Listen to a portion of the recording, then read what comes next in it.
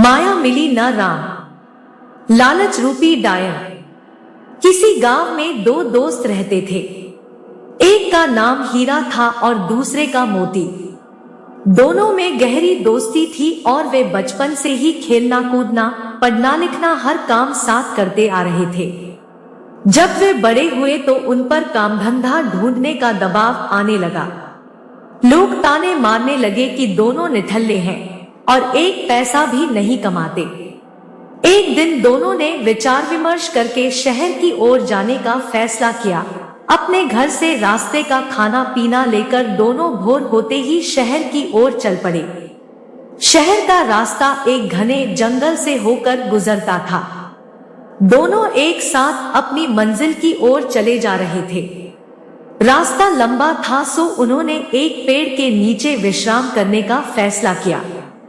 दोनों दोस्त विश्राम करने बैठे ही थे कि इतने में एक साधु वहां पर भागता हुआ आया। साधु तेजी से हाँफ रहा था और बेहद डरा हुआ था। मोती ने साधु से उसके डरने का कारण पूछा। मत कर माया को अभिमान। साधु ने बताया कि आगे के रास्ते में एक डायन है और उसे हरा कर आगे बढ़ना बहुत मुश्किल है। मेरी मानो तुम दोनों यहीं से वापस लौट जाओ। इतना कहकर साधु अपने रास्ते को लौट गया। हीरा और मोती साधु की बातों को सुनकर असमंजस में पड़ गए। दोनों आगे जाने से डर रहे थे। दोनों के मन में घर लौटने जाने का विचार आया, लेकिन लोगों के ताने सुनने के डर से उन्होंने आगे बढ़ने का निश्चय किया। आगे का रास्ता और भी घना था और वे दोनों बहुत डरे हुए भी थे।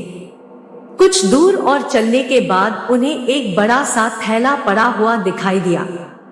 दोनों दोस्त डरते हुए उस थैले के पास पहुंचे। उसके अंदर उन्हें कुछ चमकता हुआ नजर आया।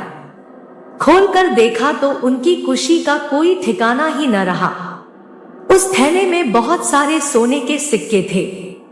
सिक्के इतने अधिक थे कि दोनों की जिंदगी आसानी से पूरे ऐशो आराम से कट सकती थी। दोनों खुशी से झूम रहे थे। उन्हें अपने आगे बढ़ने के फैसले पर गर्व हो रहा था। साथ ही वे उस साधु का मजाक उड़ा रहे थे कि वह कितना मूर्ख था जो आगे जाने से डर गया। अब दोनों दोस्तों ने आपस में धन बांटने और साथ ही भोजन करने का निश्चय किया। दोनों एक पेड़ के नीचे बैठ गए। हीरा ने मोती से कहा कि वह आसपास के किसी कुएं से पानी लेकर आए ताकि भोजन आराम से किया जा सके। मोती पानी लेने के लिए चल पड़ा। मोती रास्ते में चलते चलते सोच रहा था कि अगर वो सारे सिक्के उसके हो जाएं तो वो और उसका परिवार हमेशा राजा की तरह रहेगा। मोती के मन में लालच आ चुका था। वह अपने दोस्त को जान से मर डालने की योजना बनाने लगा। पानी भरते समय उसे कुएं के पास उसे एक धारदार हथियार मिला। उसने सोचा कि वो इस हथियार से अपने दोस्त को मार देगा और गांव में कहेगा कि रास्ते में डाकुओं ने उन पर हमला किया था। मोती मन ही मन अपनी योजना पर खुश हो रहा था। वह पानी लेकर वापस पहुंचा और मौका देखते ही हीरा पर पीछे से वार कर दिया। देखते देखते हीरा वहीं ढेर हो गया। मोती अपना सामान और सोने के सिक्कों से भरा थैला लेकर वहां से वापस भागा। कुछ 1 घंटे चलने के बाद वह एक जगह रुका। दोपहर हो चुकी थी और उसे बड़ी जोर की भूख लग आई थी। उसने अपनी पोटली खोली और बड़े चाव से खाना खाने लगा, लेकिन ये क्या?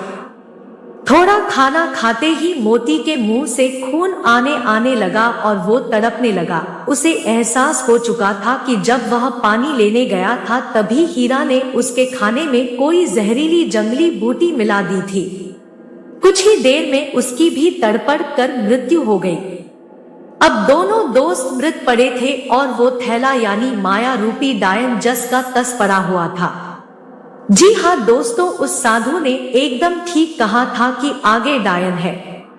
वो सिक्कों से भरा थैला उन दोनों दोस्तों के लिए डायन ही साबित हुआ।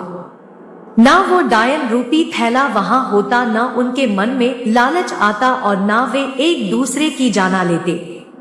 मित्रों, यही जीवन का सच भी है। हम माया यानी धन दौलत संपदा एकत्रित करने में इतना उलझ जाते हैं कि अपने रिश्ते नातों तक को भुला देते हैं। माया रूपी डायन आज हर घर में बैठी है। किसी माया के चक्कर में मानव दानव बन बैठा है। हमें इस प्रेरक कहानी से ये सीख लेनी चाहिए कि हमें कभी भी पैसे को जरूरत से अधिक महत्व नहीं देना चाहिए और अपनी दोस्ती, अपने रिश्तों के बीच में इसको कभी नहीं लाना चाहिए। और हमारे पूर्वज भी तो कह गए हैं, माया के चक्कर में दोनों गए, न माया मिली न Ram.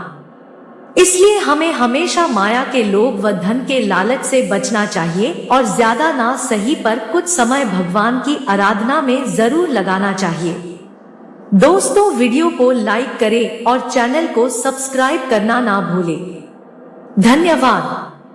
Thanks for watching video.